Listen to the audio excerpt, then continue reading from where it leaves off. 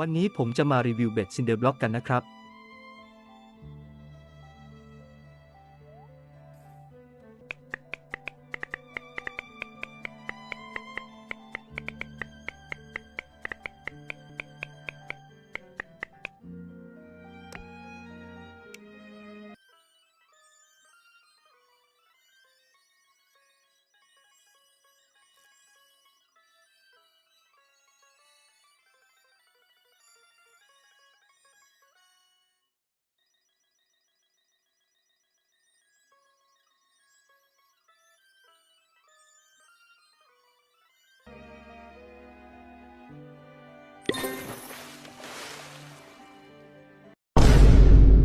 หือตกนานขนาดนี้ นึกว่าได้สกายล่าสรุป โดยรวมถือว่าดี